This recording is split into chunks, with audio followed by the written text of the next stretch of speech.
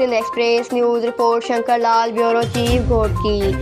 19 October 2021 ते Daud shopping mall building autobahn road Hyderabad में human rights unity foundation Pakistan Hyderabad division जे chief organiser Mohammad Suleman Abro जी office में संदस मेज़बानी हेड HRUF जे मरकज़ी गॾिजाणीअ में मरकज़ी चेयरमैन एडवोकेट इलाही बख्श मैतलो,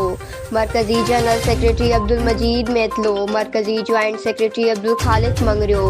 सूबाई सीनियर नायब सदर शेख अब्दुल्ला कोहिस्तानी, ज़िले जामशोरो जे joint secretary Habibullah Amro, information secretary Imtiaz Khokhar, तालका रोहड़ीअ जे सदर सईद अहमद चन्ना, तालके कोटड़ीअ जे जनरल सेक्रेटरी रिदा हुसैन छजड़ो,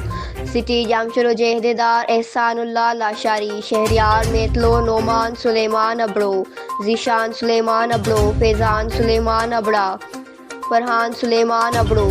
मोहम्मद रफ़ीक सोलंगी, अली ज़ैन जूणेजो, लेडीज़ विंग अॻुवाण महविश जूणेजो ऐं ॿियनि शिरकत कई। गॾिजाणीअ में हैदराबाद डिवीज़न जी कारकर्दगीअ जो जाइज़ो वरितो वियो ऐं मुस्तक़बिल लाइ मनसूबाबंदी पिणु जोड़ी वई। उन मौक़े ते मेज़बान मोहम्मद सुलेमान अबड़ो पारां महिमाननि जी ख़ातिर तवाज़ा में रिफ्रेशमेंट जो बंदोबस्तु कयो वियो ऐं क़ुरान मजीद ऐं किताबनि जूं सूखड़ियूं ॾिनियूं वयूं। News Sindh express News Ghotki.